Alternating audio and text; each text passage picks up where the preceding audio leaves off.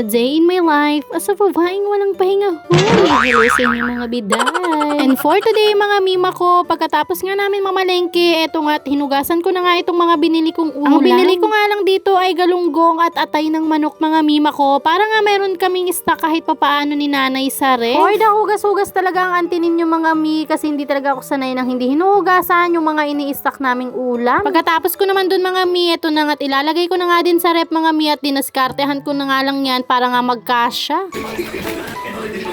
Natapos na nga rin kami kumain ng tanghalian mga mi at eto na nga ang aking gagawin. Magdi-DIY nga ako ng aking working area dito sa kwarto mga mi. Pero syempre bago ang lahat, ipinaalam ko nga muna yan bago ko nga galawin. At etong pader lang naman ang lalagyan ko ng wallpaper sticker mga mi at hindi ko nagagalawin yung kahoy. Ganun. Syempre nakikitira lang tayo mga mi, kaya kailangan lahat ng galaw natin dito sa kwarto ay ipaalam muna natin kung pwede ba itong gawin o hindi. Ganun. Gustong gusto ko na rin talagang mag-focus sa pag-affiliate mga mima ko. Kaya naman, gusto ko rin talagang merong pagsusyutan ng mga product. Ganun. Matagal ko na talagang gustong gawin to at pangarap ko nga lang talaga to dati na magkaroon ng working area. Hala siya, hindi kagaganon for today.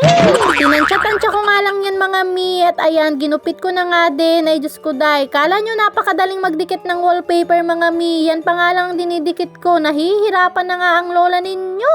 Hala siya. Madali nga lang siyang tingnan sa mga napapanood ko mga mi. Kaya akala ko madali lang din siyang gawin, pero tingnan nyo naman mga mi, hirap na hirap nga akong idikit yan mga mi. Diyos ko dahil. Kaya mas gusto ko na lang talagang nanonood ng DIY kaysa gawin ko nga sa sarili ko mga mi, kasi napakahirap talaga. Ganun.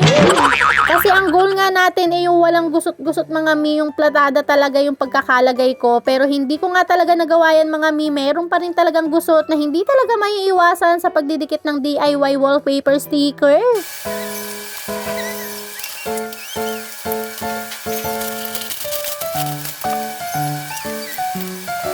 Pagkatapos ko naman nga magdikit ng DIY wallpaper sticker mga mi, eto naman ang next ko. LED light nga ito mga mima ko na mas lalong magpapaganda nga ng ating working area. Kapag may ganito ka nga pailaw mga mima ko ay napakaganda nga sa video. Ganun. Habang ginagawa ko nga ito mga mi ay talaga naman sobrang excited ko nga kung ano nga ang magiging resulta nitong ginagawa kong DIY. Second time ko rin kasi talagang mag-DIY. Kung maaalala nyo mga mi, yung rice cooker ko nga DIY ko ay Diyos ko day, napakadaming ang namba sa akin.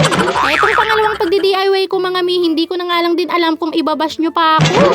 Napakaganda talaga at kinikilig talaga ang lola ninyo. Etong pangatlong parcel nga nabubuksan ko mga mima ko, mas lalo magpapaganda nga dito sa ating working area. Ganito talaga yung mga ginagamit ng ibang content creator mga mima ko, lalo na nga kapag nagsushoot ng product. Hindi talaga makukompleto ang working area kapag nga walang paganito. Napalaki nga itong in-order ko mga mima ko, pero okay na din yan kasi tingnan nyo naman, bumagay naman siya.